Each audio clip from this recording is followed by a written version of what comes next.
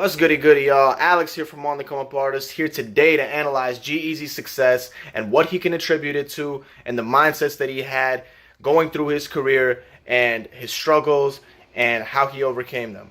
So, first things first, G Eazy was always consistent. Nothing ever stopped him from continuing to put out music. In the beginning, he was whack.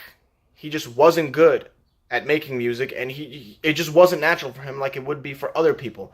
And in the beginning, he was also just having fun, He was just ninth grade freshman, rap battling with his friends, going to other people's houses, people coming to his house, buying some crappy mic, recording, having fun. It wasn't very serious. But then towards the end of high school, of course, he got more and more serious, and he decided, you know what, I want to take this to the next level, and I want to make this my career. And in the beginning, he wasn't going to go to college, and then, of course, his mother forced him to, and he ended up going to Loyola University, which was a college of music. And this actually became a blessing in disguise for him because it wasn't a waste of time, and he was able to get a lot of information out of there that a lot of people in the music industry, had they had that information, they would completely be somewhere else right now, just sky high somewhere else. And I'm not saying that you have to go to music school to learn these things, but what he was able to get out of it was a lot of business knowledge.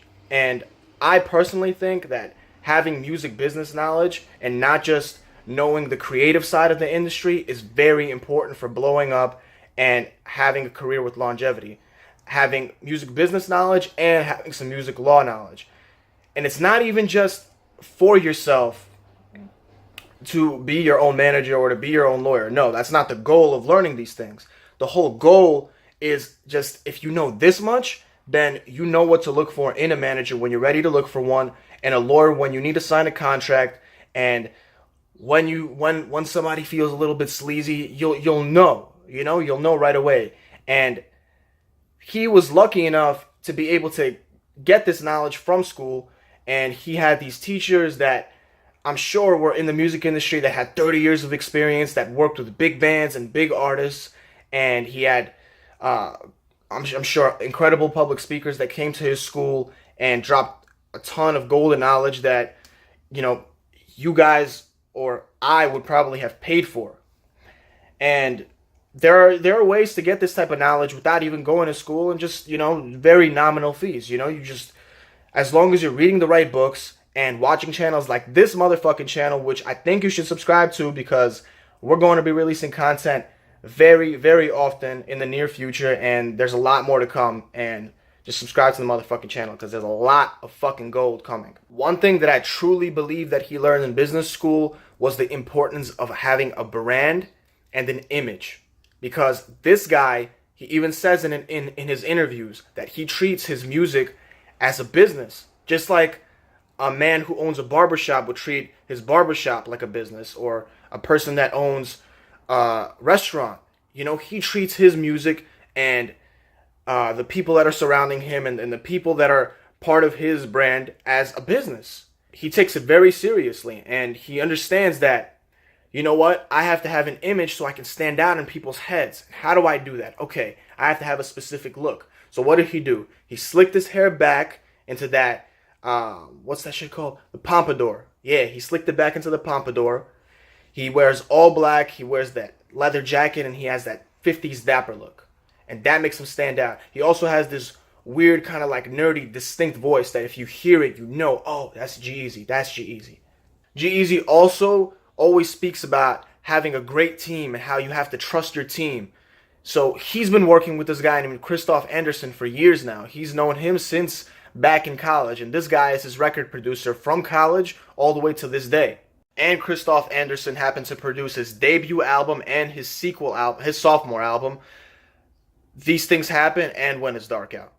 And G Eazy's marketing strategies just completely blow my mind. This guy, he said that when he would have shows with just 400 people, instead of just coming out as a rapper with a mic and just being alone and just rapping just like everybody else would, he's like, I made this whole thing a production. I didn't care if it was 400 people. I treated it like it was 40,000. I made every show like it was an arena.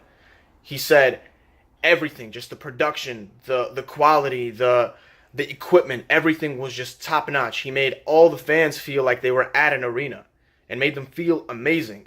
And that was incredible word of mouth, because then if one fan enjoyed the show, they would tell the next fan and then the next fan, and then his fan base would just gradually grow because everybody knows, wow, G Eazy's shows are the shit. And now the shows are even more crazy. So you know how every VIP package that an artist includes for their show is just kind of like, so it's usually the same thing where, you know, you can go to the backstage party, or you can, you know, you might be able to shake the artist's hands and take a picture with them and get like a special t-shirt that nobody else from the regular crowd got.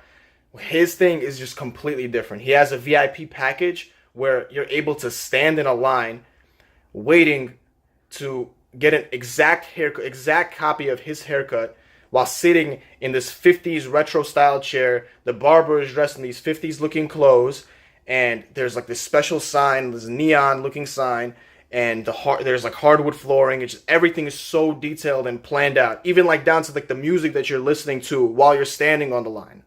Make sure that every show is a movie and an experience for the fans and a night to remember. He has a videographer capturing the whole entire moment, and he has a drummer just making the entire thing just completely more live, and a sound guy in the back, and everything, again, super detailed and planned out.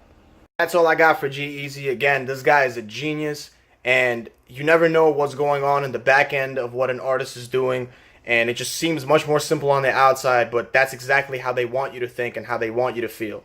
And, you know, that's the beauty behind the music industry. And also, that's what's also kind of scary for the people that are kind of trying to come into the music industry, because it's just such a big shadow. They don't know what's going on and what they have to learn. And, you know, there's, of course, channels like this that are going to help you guys out in the future. So, again, subscribe, and that's it. Peace.